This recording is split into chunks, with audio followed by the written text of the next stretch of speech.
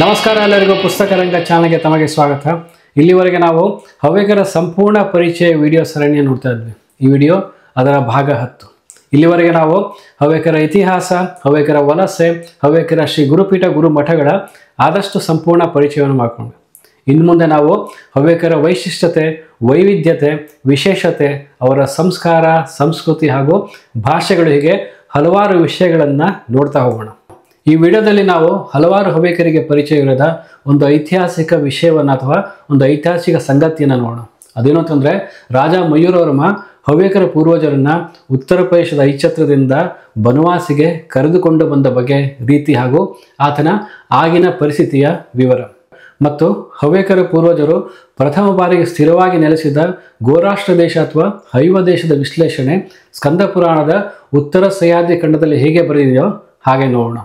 ಮೊದಲಿಗೆ ಕದಂಬ ತ್ರಿನೇತ್ರ, ಮುಕ್ಕಣ್ಣ ಕದಂಬ, ಕದಂಬ ಕಂಠೀರವ, ಕನ್ನಡದ ಪ್ರಪ್ರಥಮ ಚಕ್ರಾಧಿಪತಿ ರಾಜ ಮಯೂರವರ್ಮ ಹವ್ಯಕರ ಪೂರ್ವಜರನ್ನು ಐಚ್ಛತ್ರದಿಂದ ಕರೆದುಕೊಂಡ ಬಗೆಯನ್ನು, ರೀತಿಯನ್ನು, ಆ ಐತಿಹಾಸಿಕ ತುಣುಕನ್ನು ಸ್ಕಂದ ಪುರಾಣದ ಉತ್ತರ ಸಹ್ಯಾದ್ರಿ ಖಂಡದಲ್ಲಿ ಹೇಗೆ ಬರೆದಾರೋ ಹಾಗೆ ನೋಡೋಣ. ಏನಿದು ಮಯೂರವರ್ಮನ್ನ ಈ ರೀತಿಯಾಗಿ ಹೊಡ್ತಾ ಇದ್ದೀರ ಅಂತ ನೀವು ಕೇಳ್ಬೋದು. ಒಂದು ಸಮಯದಲ್ಲಿ ಮಯೂರವರ್ಮ ಇಲ್ಲದಿದ್ದರೆ ಹವ್ಯಕರು ಇರ್ತಿರಲಿಲ್ಲ, ಹವ್ಯಕರ ಸಮುದಾಯ ಇರ್ತಿರಲಿಲ್ಲ. ಈ ಕಾರಣಕ್ಕಾಗಿ ಎಲ್ಲ ಹವ್ಯಕರು ಮಯೂರವರ್ಮನಿಗೆ ಸದಾ ಚಿರಋಣಿಯಾಗಿರಬೇಕು, ಸದಾ ಕೃತಜ್ಞರಾಗಿರಬೇಕು. ಈ ವಿಡಿಯೋ ಸರಣಿಯ ಭಾಗ 1ರಲ್ಲಿ ನಾವು ನೋಡಿದ ಹಾಗೆ ರಾಜ ಮಯೂರವರ್ಮ ಪಲ್ಲವರನ್ನು ಸೆರೆಬಡಿದು ಕನ್ನಡ ಪ್ರದೇಶವನ್ನು ವಶಪಡಿಸಿಕೊಳ್ತಾನೆ ಹಾಗೂ ಕದಂಬ ಸಾಮ್ರಾಜ್ಯವನ್ನು ಕಟ್ತಾನೆ. ಅದಕ್ಕೆ ಬನವಾಸಿ ಅಥವಾ ವೈಜಂತಿಪುರವನ್ನು ರಾಜಧಾನಿ ಮಾಡಿಕೊಡ್ತಾನೆ. ಆದರೆ ಆ ಸಮಯದಲ್ಲಿ ಯಾಗ ಯಜ್ಞಾದಿಗಳನ್ನು ಮಾಡಲು, ಹೋಮ ಹವನಗಳನ್ನು ಮಾಡಲು ಸೂಕ್ತ ಸಮರ್ಥ ವೈದಿಕ ಶ್ರೋತ್ರಿಯ ಬ್ರಾಹ್ಮಣರು ಆತನಿಗೆ ಬನವಾಸಿ ಹಾಗೂ ಸುತ್ತಮುತ್ತಲ ಪ್ರದೇಶದಲ್ಲಿ ಸಿಗೋದಿಲ್ಲ. ಅದು ಯಾಕೆ ಅಂತ ನಿಮಗೆ ಗೊತ್ತಿದೆ. ಸುಮಾರು 2000 ವರ್ಷಗಳ ಹಿಂದಿನಿಂದಲೂ ಜೈನ, ಬೌದ್ಧ ಹಾಗೂ ಹಲವಾರು ಅವೈದಿಕ ಧರ್ಮ ಮತಗಳ ಪ್ರಭಾವ ಬನವಾಸಿಯಲ್ಲಿ ಹೆಚ್ಚಾಗಿದ್ದು, ಆಗಿನ ಸಮಯದಲ್ಲಿದ್ದ ಶ್ರೋತ್ರಿಯ ವೈದಿಕ ಕರ್ಮಠ ಬ್ರಾಹ್ಮಣರಿಗೆ ರಾಜಾಶ್ರಯ ಕಡಿಮೆಯಾಗಿ ಬನವಾಸಿಯಿಂದ ಹಲವಾರು ಬ್ರಾಹ್ಮಣರು ಆಗಿರೋ ವಿಪ್ರಾಣಾಮ್ ಆದಿಮಂಡಲ ಅಥವಾ ವಿಪ್ರರ ಮಹಾಮಂಡಲವೆಂದು ಪ್ರಸಿದ್ಧವಾದ ಉತ್ತರ ಪ್ರದೇಶದ ಐಚ್ಛತ್ರಕ್ಕೆ ತಮ್ಮ ತಾಯ್ನಾಡನ್ನು ಬಿಟ್ಟು ವಲಸೆ ಹೋಗ್ಬಿಡ್ತಾರೆ. ಆ ಸಮಯದಲ್ಲಿ ಬನವಾಸಿಯಲ್ಲೇ ಉಳಿದ ಬ್ರಾಹ್ಮಣರು ಪರಶುರಾಮನ ಶಾಪದಿಂದಲೋ, ರಾವಣನ ಪ್ರಭಾವದಿಂದಲೋ, ಅವೈದಿಕ ಧರ್ಮ ಮತಗಳ ಪ್ರಭಾವದಿಂದ ಭ್ರಷ್ಟರಾಗಿರ್ತಾರೆ ಹಾಗೂ ತಮ್ಮ ತೇಜಸ್ಸನ್ನು ಕಳೆದುಕೊಂಡಿರ್ತಾರೆ. ಒಂದು ಮಾತಲ್ಲಿ ಹೇಳಬೇಕು ಅಂತಂದರೆ, ಯಾಗ ಯಜ್ಞಾದಿಗಳನ್ನು ಮಾಡಲು, ಹೋಮ ಹವನಗಳನ್ನು ಮಾಡಲು ಬರ್ತಿರಲಿಲ್ಲ, ಮರ್ತುಬಿಟ್ಟಿರ್ತಾರೆ. ಈಗ ನಾವು ವಿಶೇಷ ಪೂಜೆಗಳನ್ನು, ಕಥೆಗಳನ್ನು, ಮಧ್ಯದಲ್ಲಿ ಮಂತ್ರಗಳನ್ನು, ಶ್ಲೋಕಗಳನ್ನು ಹಾರಿಸಿ ಬೇಗ ಮುಗಿಸ್ತೀವಲ್ಲ, ಹಾಗೆ ಆ ಸಮಯದಲ್ಲಿ ಲೋಕಜ್ಞಾನಕ್ಕಿಂತ ವೇದಜ್ಞಾನಕ್ಕೆ ಹೆಚ್ಚು ಮಹತ್ವವಾಗಿತ್ತು. ಲೋಕಜ್ಞಾನ ಅಂತಂದರೆ ನಮ್ಮ ಕೆಲಸ ಅಥವಾ ಕಸುಬನ್ನು ಮಾಡುವ ನಾಲೆಡ್ಜ್ ಅಥವಾ ಟ್ರೈನಿಂಗ್ ಅಥವಾ ಎಕ್ಸ್ಪೀರಿಯನ್ಸ್. ಆದರೆ ಈಗಿನ ಪರಿಸ್ಥಿತಿಯಲ್ಲೂ ಉಲ್ಟಾಗಿದೆ.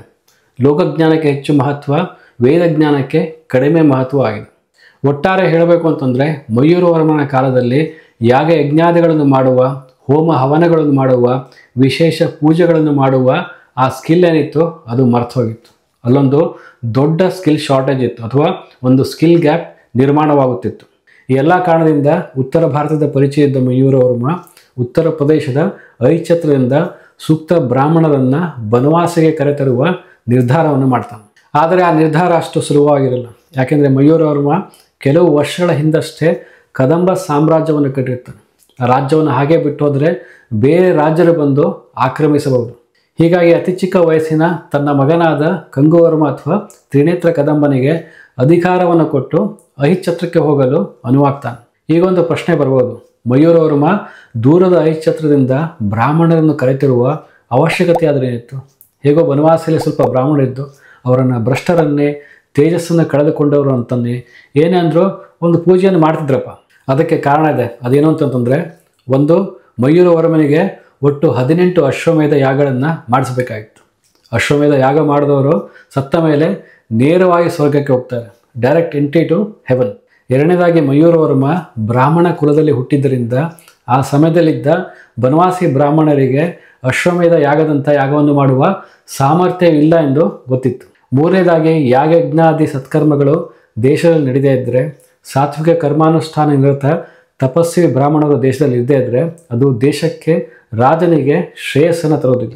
ನಾಲ್ಕನೇದಾಗಿ, ಆ ಕಾಲದಲ್ಲಿ ಅವೈದಿಕ ಧರ್ಮಗಳ ಆಚರಣೆ ಜಾಸ್ತಿ ಆಗಿದ್ದರಿಂದ ರಾಷ್ಟ್ರಪಾಲಕನಾದ ರಾಜನಿಗೆ ತಿಳಿದೋ ತಿಳಿಯದೋ ಹಲವಾರು ಪಾಪಗಳು ಘಟಿಸುತ್ತಿತ್ತು. ಪ್ರಜೆಗಳು ಮಾಡುವ ಪುಣ್ಯ ಪಾಪಗಳಲ್ಲಿ ರಾಜನು ಕೂಡ ಭಾಗಿಯಾಗಿರ್ತಾನೆ.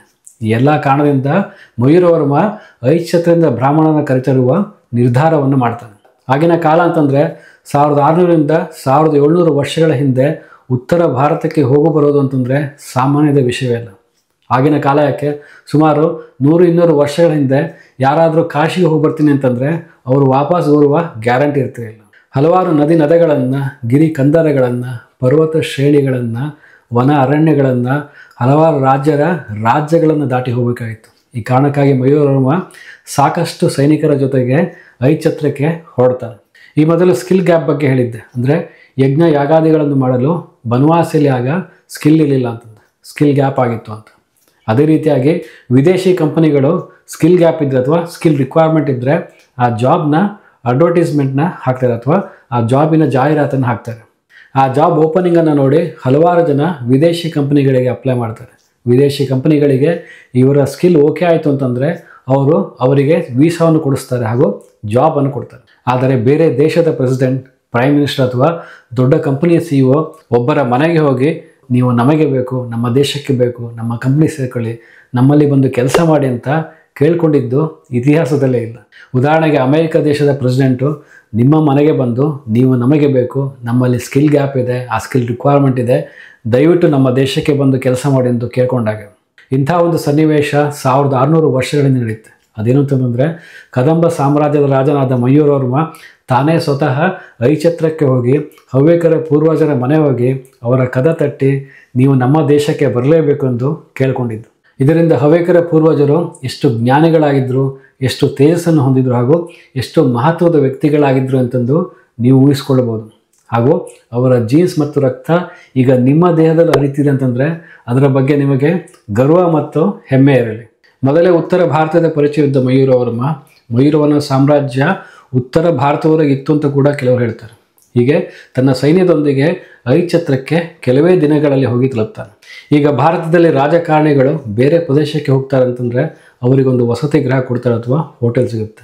ಅವರು ಅಲ್ಲೇ ತಂಗಿ ಯಾರು ಬೇಕೋ ಅವರನ್ನು ತಮ್ಮ ಹೋಟೆಲ್ಗೆ ಅಥವಾ ವಸತಿ ಗೃಹಕ್ಕೆ ಕಳಿಸ್ಕೊಳ್ತಾರೆ. ಆದರೆ ಮಯೂರವರ್ಮನ ಪರಿಸ್ಥಿತಿ ಆಗಿರಲಿಲ್ಲ.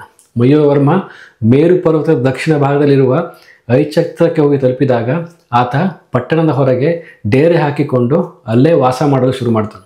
ಹಾಗೆ ಬ್ರಾಹ್ಮಣರನ್ನು ಪರಿಚಯ ಮಾಡಿಕೊಳ್ಳಲು ಒಂದು ಉಪಾಯವನ್ನು ಮಾಡ್ತಾನೆ. ಅದೇನು ಅಂತಂತಂದರೆ ಪ್ರತಿನಿತ್ಯವೂ ಮಧ್ಯರಾತ್ರಿ ನಂತರ ಬ್ರಾಹ್ಮಣರ ಮುಖಂಡರ ಮನೆಯ ಹೊಸ್ತಿಲ ಮೇಲೆ ಒಂದೊಂದು ಚಿನ್ನ ನಾಣ್ಯಗಳನ್ನು ಇಡೋದಕ್ಕೆ ಶುರು ಮಾಡ್ತಾನೆ. ಬನವಾಸಿಯಲ್ಲಿ ಯಾವ ಚಿನ್ನದ ನಾಣ್ಯಗಳು ಆ ಸಮಯದಲ್ಲಿ ಚಲಾವಣೆ ಇತ್ತು ಅಂತಂತ ಭಾಗ 1ರಲ್ಲಿ ನಾವು ನೋಡಿದ್ವಿ. ಹೀಗೆ ಅಲ್ಲಿನ ಬ್ರಾಹ್ಮಣರ ಮುಖಂಡರು ಬೆಳಗಾಗೆದ್ದು ಬಾಗಿಲನ್ನು ತೆಗೆದಾಗ ಒಂದು ಚಿನ್ನದ ನಾಣ್ಯ ಅವರನ್ನು ಸ್ವಾಗತಿಸುತ್ತಿತ್ತು. ಅವರಿಗೆ ಆಶ್ಚರ್ಯ, ಕುತೂಹಲ ಎರಡೂ ಆಗುತ್ತಿತ್ತು. ಕೊನೆಗೆ ಸುಬೋಧ ಅನ್ನುವ ಬ್ರಾಹ್ಮಣರು ಅತಿ ಕುತೂಹಲದಿಂದ ಇದನ್ನು ರಾತ್ರಿ ಯಾರೋ ಮಾಡುತ್ತಿದ್ದಾರೆ ಅಂತ ಊಹಿಸಿ ಮಧ್ಯರಾತ್ರಿ ತನಕವೂ ಕಾಯುತ್ತಾ ಕೂತಿರ್ತಾರೆ. ಆ ಸಮಯದಲ್ಲಿ ಬಂದು ಚಿನ್ನದ ನಾಣ್ಯವನ್ನು ಹುಡುತ್ತಿದ್ದ ಮಯೂರವರ್ಮನನ್ನು ತಡೆದು ನೀನು ಯಾರು ಅಂತ ಕೇಳಿದಾಗ ಮಯೂರವರ್ಮ ತನ್ನ ಪರಿಚಯ ಹಾಗೂ ತನ್ನ ದೇಶದ ಪರಿಸ್ಥಿತಿಯನ್ನು ವಿವರವಾಗಿ ಹೇಳ್ತಾನೆ. ಹಾಗೂ ತಾವು ತಮ್ಮ ಕುಟುಂಬ ಸಮೇತರಾಗಿ ತನ್ನ ದೇಶಕ್ಕೆ ಬಂದು ಯಾಗ ಯಜ್ಞಾದಿಗಳನ್ನು ಮಾಡಿ ತನ್ನನ್ನು, ತನ್ನ ಕುಲವನ್ನು, ತನ್ನ ದೇಶವನ್ನು ರಕ್ಷಿಸಬೇಕೆಂದು ಹೇಳಿ ಸುಬೋಧರ ಪಾದವನ್ನು ಹಿಡ್ಕೊಳ್ತಾನೆ. ಮತ್ತು ಬನವಾಸಿಯಲ್ಲಿ ಈಗ ಜೈನ ಧರ್ಮದ, ಬೌದ್ಧ ಧರ್ಮದ ಹಾಗೂ ಅವೈದಿಕ ಧರ್ಮ ಮತಗಳ ಪ್ರಭಾವ ಕಡಿಮೆ ಆಗಿದೆ ಅಂತ ಕೂಡ ಹೇಳ್ತಾನೆ. ಇದನ್ನು ಕಂಡ ಬ್ರಾಹ್ಮಣ ಶ್ರೇಷ್ಠರು ಮನ ಕರಗಿ ತನ್ನ ಊರಿನಿಂದ ಒಟ್ಟು 32 ದ್ರಾವಿಡ ಬ್ರಾಹ್ಮಣರ ಕುಟುಂಬಗಳನ್ನು, ಅವರ ಶಿಷ್ಯರನ್ನು ಹಾಗೂ ಅವರುಗಳ ಜೊತೆಗೆ ಹಲವಾರು ಗ್ರಂಥಗಳನ್ನು ಮಯೂರವರ್ಮನ ಜೊತೆಗೆ ಕಳಿಸಿಕೊಡ್ತಾರೆ. ಆಮೇಲೆ ಮಯೂರವರ್ಮ ಒಂದು ದೊಡ್ಡ ವಿಜಯವನ್ನು ಸಾಧಿಸಿದ ರೀತಿಯಲ್ಲಿ ಆ ಸಂತೋಷದಲ್ಲಿ ಎಲ್ಲ ಬ್ರಾಹ್ಮಣರನ್ನು, ಈ ಅಗ್ನಿಹೋತ್ರಿಗಳನ್ನು ಐತಾಗ್ನಿ ಆರದಂತೆ ಎಲ್ಲ ಕಾರ್ಯಗಳನ್ನು ಅವರಲ್ಲಿ ಮಾಡಿಸುತ್ತಾ ದಾರಿಯುದ್ದಕ್ಕೂ ಅವರು ಜೋಪಾನವಾಗಿ ನೋಡಿಕೊಂಡು ಬನವಾಸಿಗೆ ಕರೆದುಕೊಂಡು ಬರ್ತಾನೆ. ಬನವಾಸಿಗೆ ಬಂದಾದ ಮೇಲೆ ಏನೇನಾಯಿತು ಅಂತ ಈ ವಿಡಿಯೋ ಸರಣಿಯ ಭಾಗ 1, ಭಾಗ 2ರಲ್ಲಿ ನೀವು ಆಗಲೇ ನೋಡಿದ್ದೀರಿ. ಹೀಗೆ ಕರೆತಂದ ದ್ರಾವಿಡ ಬ್ರಾಹ್ಮಣರಲ್ಲಿ ಯಜುರ್ವೇದಿಗಳು ಹೆಚ್ಚಿದ್ದು, ಋಗ್ವೇದಿಗಳು, ಸಾಮವೇದಿಗಳು ಕಡಿಮೆ ಸಂಖ್ಯೆಯಲ್ಲಿದ್ದರು. ಈ ಕಾರಣಕ್ಕಾಗಿ ಹವ್ಯಕರಲ್ಲಿ ಕೃಷ್ಣ ಯಜುರ್ವೇದಿಗಳು ಹೆಚ್ಚು. ಇದು ರಾಜ ಮಯೂರವರ್ಮ ಹವ್ಯಕರ ಪೂರ್ವಜರನ್ನು ಬನವಾಸಿಗೆ ಕರೆದುಕೊಂಡು ಬಂದ ಒಂದು ಇತಿಹಾಸದ ತುಣುಕು ಅಥವಾ ಇತಿಹಾಸದ ವಿವರ.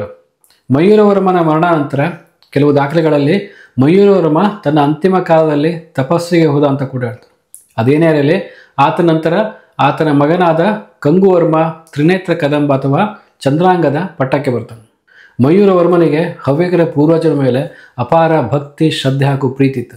ಈಗ ಹೆಣ್ಣು ಮಕ್ಕಳು ತಮ್ಮ ಒಡವೆಗಳನ್ನು, ಚಿನ್ನಗಳನ್ನು ಎಷ್ಟು ಸುರಕ್ಷಿತವಾಗಿ ಜೋಪಾನವಾಗಿ ನೋಡ್ಕೊಳ್ತಾರೋ ಅದಕ್ಕಿಂತ ಹೆಚ್ಚಿನದಾಗಿ ಮಯೂರವರ್ಮ ಹವ್ಯಕರ ಪೂರ್ವಜರನ್ನ ಜೋಪಾನವಾಗಿ ಸುರಕ್ಷಿತವಾಗಿ ನೋಡ್ಕೊಳ್ತಿದ್ದ. ಹಾಗೂ ಈ ವಿಪ್ರರನ್ನು ತಾನು ಕರೆದುಕೊಂಡು ಬಂದಿದ್ದು ಈ ವಿಪ್ರರು ತನ್ನವರೆನ್ನುವ ಒಂದು ಪೊಸೆಸಿವ್ನೆಸ್ ಕೂಡ ಇತ್ತು. ಉದಾಹರಣೆಗೆ ಮಯೂರವರ್ಮನಿಗೆ ಈ ಐಚ್ಛತ್ರದ ಬ್ರಾಹ್ಮಣರು ತನ್ನ ರಾಜ್ಯದಲ್ಲೇ ಇರಬೇಕು, ಬೇರೆ ರಾಜ್ಯಗಳಿಗೆ ಹೋಗಬಾರದೆಂಬ ಆಸೆ ಕೂಡ ಇತ್ತು. ಆದರೆ ಮಯೂರವರ್ಮನ ಮಗನಾದ ಕಂಗುವರ್ಮನಿಗೆ ಆ ರೀತಿಯಾದ ಆಸಕ್ತಿ ಇರಲ್ಲ. ಕಂಗುವರ್ಮ ಪಟ್ಟಕ್ಕೆ ಬರುವಾಗ ಆತನಿನ್ನೂ ಬಾಲಕ. ಅವನ ಆಡಳಿತ ವ್ಯವಸ್ಥೆಯನ್ನು ನೋಡಿ ಕೆಲ ಐಚ್ಛತ್ರೀಯ ಬ್ರಾಹ್ಮಣರು ಉತ್ತರ ಪ್ರದೇಶದ ಐಚ್ಛತ್ರಕ್ಕೆ ವಾಪಸ್ ಹೋಗ್ಬಿಡ್ತಾರೆ. ಇದನ್ನರಿತ ಕಂಗುವರ್ಮ ಅವರನ್ನು ಮತ್ತೊಮ್ಮೆ ಕರೆದುಕೊಂಡು ಬರುವ ಪ್ರಯತ್ನವನ್ನು ಕೂಡ ಮಾಡ್ತಾನೆ.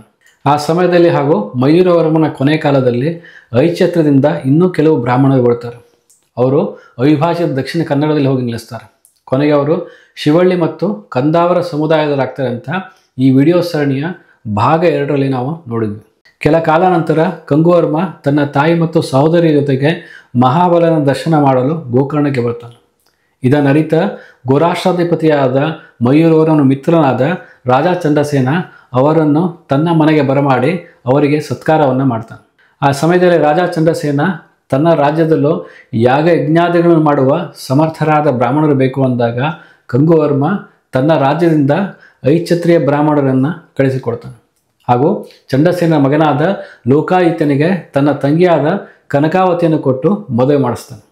ರಾಜ ಚಂಡಸೇನ ಹಾಗೂ ಆತನ ಮಗನಾದ ಲೋಕಾಯುಕ್ತನ ವಿವರಗಳನ್ನು ಈ ವಿಡಿಯೋ ಸರಣಿಯ ಭಾಗ 1ರಲ್ಲಿ ಆಗಲೇ ನೀವು ನೋಡಿದ್ದೀರಿ. ಚಂಡಸೇನ ನಂತರ ಲೋಕಾಯುಕ್ತ ಪಟ್ಟಕ್ಕೆ ಬರ್ತಾನೆ. ಲೋಕಾಯುಕ್ತ ಗೋರಾಷ್ಟ್ರ ದೇಶವನ್ನು ಆಳ್ತಾ ಇರ್ತಾನೆ. ಆ ಕಾಲದಲ್ಲಿ ಹವ್ಯ ಕವ್ಯಾದಿಗಳಿಗೆ ಪ್ರಸಿದ್ಧರಾದ ಬನವಾಸಿ ಮೂಲದ ಐಚ್ಛತ್ರೀಯ ಬ್ರಾಹ್ಮಣರಿಗೆ ಹವ್ಯಕ ಎನ್ನುವ ಹೆಸರನ್ನು ಈತ ಇಡ್ತಾನೆ. ಹಾಗೂ 16 ಗ್ರಾಮಗಳನ್ನು ಕಟ್ಟಿಸಿ ಹವ್ಯಕರ ಪೂರ್ವಜರನ್ನು ನೆಲೆಗೊಳಿಸ್ತಾನೆ. ಈ ರೀತಿಯಾಗಿ ಮೊದಲ ಬಾರಿಗೆ ಹವ್ಯಕರ ಪೂರ್ವಜರು ಗೋರಾಷ್ಟ್ರ ದೇಶದಲ್ಲಿ, ಅದು ಲೋಕಾಯುಕ್ತನ ಕಾಲದಲ್ಲಿ ಸ್ಥಿರವಾಗಿ ನೆಲೆಯೂರಿ ಜೀವಿಸಲು ಶುರು ಮಾಡ್ತಾರೆ.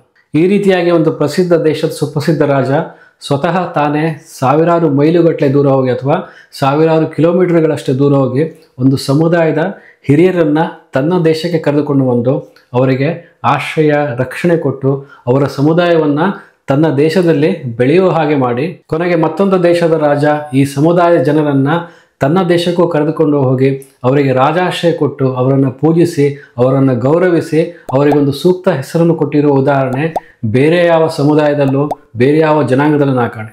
ಹಾಗಿದ್ದರದು ಭಾರಿ ವಿರಳ. ಇಂತಹ ಒಂದು ಗೌರವಾನ್ವಿತ 2000 ವರ್ಷಗಳಷ್ಟು ಘನ ಇತಿಹಾಸವನ್ನು ಹೊಂದಿರುವ ಸಮುದಾಯದ ಹವ್ಯಕರೇ, ನಿಮಗೆ ನಿಮ್ಮ ಹಿನ್ನೆಲೆ ಮೇಲೆ, ಇತಿಹಾಸದ ಮೇಲೆ ಗೌರವ, ಹೆಮ್ಮೆ, ಅಭಿಮಾನ ಇರಲಿ. ಈಗ ಹವ್ಯಕರ ಪೂರ್ವಜರು ಸುಮಾರು 1600 ವರ್ಷಗಳ ಹಿಂದೆ ಪ್ರಥಮ ಬಾರಿಗೆ ಸ್ಥಿರವಾಗಿ ನೆಲೆಸಿ ಜೀವಿಸಲು ಶುರು ಮಾಡಿದ ಗೋರಾಷ್ಟ್ರ ದೇಶ ಅಥವಾ ಹೈವ ದೇಶದ ಆಗಿನ ಪರಿಸ್ಥಿತಿಯನ್ನು ಪರಿಚಯ ಮಾಡಿಕೊಳ್ಳೋಣ. ಈ ಮೊದಲೇ ನೋಡಿದ ಹಾಗೆ ಗೋರಾಷ್ಟ್ರ ದೇಶ ಗೋಕರ್ಣದ ಗಂಗಾವಳಿ ನದಿಯ ದಕ್ಷಿಣಕ್ಕಿರುವ, ಕುಂದಾಪುರದ ಗಂಗೊಳ್ಳಿ ನದಿಯ ಉತ್ತರಕ್ಕಿರುವ, ಪಶ್ಚಿಮ ಘಟ್ಟದ ಕೆಳಗಿರುವ ಭೂಪ್ರದೇಶ. ಈ ಪ್ರದೇಶದಲ್ಲಿ ಗೋವುಗಳು ಹೆಚ್ಚಿದ್ದರಿಂದ ಇದಕ್ಕೆ ಗೋರಾಷ್ಟ್ರ ದೇಶ ಅಂತ ಕರೀತಿದ್ರು. ಹಾಗೂ ಹವಿಸ್ಸಿಗೆ ಬೇಕಾಗಿರುವ ಒಳ್ಳೆಯ ಗುಣಮಟ್ಟದ ಹಾಲು, ತುಪ್ಪ ದೊರೆಯುತ್ತಿದ್ದರಿಂದ ಇದನ್ನು ಹವ್ಯ ದೇಶ ಅಂತ ಕೂಡ ಕರಿತಿದ್ರು. ಆಗಿನ ಗೋರಾಷ್ಟ್ರ ದೇಶದಲ್ಲಿ ಅಂದರೆ ಈಗಿನ ಉತ್ತರ ಕನ್ನಡ ಜಿಲ್ಲಾ ಪ್ರದೇಶದಲ್ಲಿ 1600 ವರ್ಷಗಳ ಹಿಂದೆ 10 ಅಗ್ರಹಾರಗಳು, 10 ಪಟ್ಟಣಗಳು, 10 ಗ್ರಾಮಗಳು, 10 ಘಟ್ಟಗಳು, 10 ಘಟ್ಟ ಮಾರ್ಗಗಳು ಹಾಗೂ 5 ಶೈವ ಕ್ಷೇತ್ರ ಅಥವಾ 5 ಪವಿತ್ರ ಕ್ಷೇತ್ರಗಳಿತ್ತಂತೆ. ಈ ಹಿಂದೆ ಅಂತಂದರೆ ಭಾಗ 1ರಲ್ಲಿ ನಾನು ಮಯೂರವರ್ಮ ಮತ್ತು ಲೋಕಾಯುಕ್ತ ಹವ್ಯಕರ ಪೂರ್ವಜರಿಗೆ ಕೊಟ್ಟ ಗ್ರಾಮಗಳ ಹೆಸರನ್ನು ಹೇಳಿದ್ದೆ. ಅದು ಭಾರಿ ಜನಕ್ಕೆ ಖುಷಿಯಾಗಿತ್ತು. ಈಗ ಈ ಸ್ಥಳಗಳ ವಿವರಗಳನ್ನು ನೋಡೋಣ. ಆಗಿನ ಹವ್ಯ ದೇಶದಲ್ಲಿ ಇದ್ದ ಒಟ್ಟು 10 ಅಗ್ರಹಾರಗಳು ಯಾವುವು ಅಂತಂದರೆ ಕಾರ್ವ, ಹೆಗ್ಗರಣೆ, ಬಳುಕೂರು, ಮುಂದಕೋಡು, ಸಂತೂರು, ರೋಜೂರು, ಮರ್ಮಣಿವಲ್ಲಿ, ಬ್ರಹ್ಮಪುರ ಮತ್ತು ಶ್ರೀಗಾಮ. ಆಗಿದ್ದ 10 ಪಟ್ಟಣಗಳು ಯಾವುವು ಅಂತಂದರೆ ಕುಚ್ಚೋಡಿ ಅಥವಾ ಕುಚ್ಚೋಡು, ಕುಂಭವಾಹ ಅಥವಾ ಕುಂಬಟ, ತವಗೋಳಿ ಅಥವಾ ಹೊಸಗೋಳಿ, ಹಂದಿಗಂಡ ಅಥವಾ ನಂದಿಖಂಡ, ಹಯಟ್ಟ ಅಥವಾ ಹರ್ವಟ, ಸೈಂಗಲ, ಗೋಷ್ಠಿಕ, ಹಳ್ಳಿಮುಟ್ಟ, ಗೇಲ್ಸಪ್ಪೆ ಅಥವಾ ಗೇರ್ಸಪ್ಪ. ಆಗಿದ್ದ ಗ್ರಾಮಗಳು ಮತ್ತು ಶೂದ್ರವಾಟ ಸ್ಥಾನಗಳು ಯಾವುವು ಅಂತಂದರೆ ಔತ್ತರ, ಹಡಬ, ಕಂಡಟಕ, ಹಯಟ್ಟ, ಬಹುಳೀಕ, ಅಂಕೋಲ, ಮದಲಾಡುಕ, ಕುಚ್ಚೋಡು, ಹೊಸಗೋಳಿ ಮತ್ತು ಪಂಚಸ್ಥಳಿ. ಆಗಿನ 5 ಶೈವ ಕ್ಷೇತ್ರಗಳು ಯಾವುವು ಅಂತಂದರೆ ಗೋಕರ್ಣ, ಧಾರೇಶ್ವರ, ಅಗ್ರಶೃಂಗ, ಯಾಣ ಮತ್ತು ಕಾಕ್ರಾಯರು. 1600 ವರ್ಷಗಳಷ್ಟು ಹಳೆದಾದ ಈ ಸ್ಥಳಗಳಲ್ಲಿ ಕೆಲವು ಸ್ಥಳಗಳು ನಷ್ಟವಾಗಿರ್ಬೋದು, ಕೆಲವು ಸ್ಥಳಗಳ ಹೆಸರು ಪೂರ್ತಿಯಾಗಿ ಬದಲಾಗಿರ್ಬೋದು. ಆದರೆ ಕೆಲವು ಸ್ಥಳಗಳು ಹೆಸರಲ್ಲಿ ಸ್ವಲ್ಪವೇ ಬದಲಾವಣೆ ಆಗಿ ಇನ್ನೂ ಕೂಡ ಇದೆ. ಅವುಗಳು ಯಾವುವು ಅಂತಂದರೆ ಹೊಸಗೂಳಿ ಅಥವಾ ತವಗುಳಿ ಈಗ ಹೊಸ ಕುಳಿ ಆಗಿದೆ, ಕೇಲ್ಸೊಪ್ಪ ಅಥವಾ ಗೇರ್ಸೊಪ್ಪ ಈಗ ಗೇರ್ಸೊಪ್ಪ ಆಗಿದೆ, ಹಂದಿಗಂಡ ಅಥವಾ ನಂದಿಕಂಡ ಈಗ ಹಂದಿಗೋಣ ಆಗಿದೆ, ಬ್ರಹ್ಮಪುರ, ಬ್ರಹ್ಮೂರು, ಸಣ್ಣೂರು, ಸಾಂತೂರು, ಮರ್ಮಣಿವಲ್ಲಿ ಈಗ ಮಣ್ಣಿಗೆ ಆಗಿದೆ, ಕುಂಭವಾಹ ಅಥವಾ ಕುಂಬಟ ಈಗ ಕುಮಟ ಆಗಿದೆ, ಬಳಕೂರು ಈಗ ಬಳ್ಕೂರು ಆಗಿದೆ. ಆಗಿದ್ದ 10 ದುರ್ಗ ಅಥವಾ ಕೋಟೆ ಸ್ಥಾನಗಳು ಯಾವುವು ಅಂತಂದರೆ ಹೇಮಕುಂದೂರು, ಬೇಗಾರು, ಮೃಗವನ್ಯ, ಆರ್ಯಶೃಂಗಕ, ಪುನ್ನಾಗರ, ಮಹಿಷಗಿರಿ, ರಾಮ, ಆಗ್ರಶೃಂಗಕ, ಕಾನಮಕ್ಕಿ ಮತ್ತು ಗಂಡಕವನ. ಹಾಗೂ ಆಗಿದ್ದ ಘಟ್ಟಗಳು ಯಾವುವು ಅಂತಂದರೆ ಗರುಘಟ್ಟ, ಓಗೇಯ, ಕೇರಾಘಟ್ಟ, ಚಕ್ರಶಿಲ, ಉಸುಕುಂದಾಚಲ, ಆಗ್ರಶೃಂಗ, ಹೇಹವಂದೂರು, ಕರಿಘಟ್ಟ. ಹಾಗೂ ಹವ್ಯ ದೇಶದಿಂದ ಮೇಲ್ದೇಶಕ್ಕೆ ಅಂದರೆ ಘಟ್ಟದ ಮೇಲೆ ಹೋಗಿ ಬರಲಿದ್ದ ಘಟ್ಟ ಮಾರ್ಗಗಳು ಯಾವುವು ಅಂತಂದರೆ ಬಂಗನ, ಭಗವತಿ, ವಟಕೇಸರ, ಚಕ್ರಶಿಲ, ಚೋಡುಕುಂದ, ಹಿನ್ನೂರು, ಬನ್ನೂರು, ಕರಿಘಟ್ಟ, ಮುಳ್ಯಗ್ರ ಮತ್ತು ಗ್ಲಂಗಕ. ನನಗಂತೂ ಈಗಿನ ಕನ್ನಡ ಜಿಲ್ಲೆಗಳಿರುವ ದೇವಿಮನೆ, ದೊಡ್ಡಮನೆ, ಅರೇಬೈಲು, ಚಾರ್ಮಾಡಿ, ಆಗುಂಬೆ ಘಟ್ಟ ಮಾರ್ಗಗಳ ಪರಿಚಯ ಇದೆ. ನಿಮಗೆ ಇನ್ನೂ ಹೆಚ್ಚು ಘಟ್ಟ ಮಾರ್ಗಗಳ ಪರಿಚಯ ಇದ್ದರೆ ದಯವಿಟ್ಟು ಕಮೆಂಟ್ಸಲ್ಲಿ ತಿಳಿಸಿ.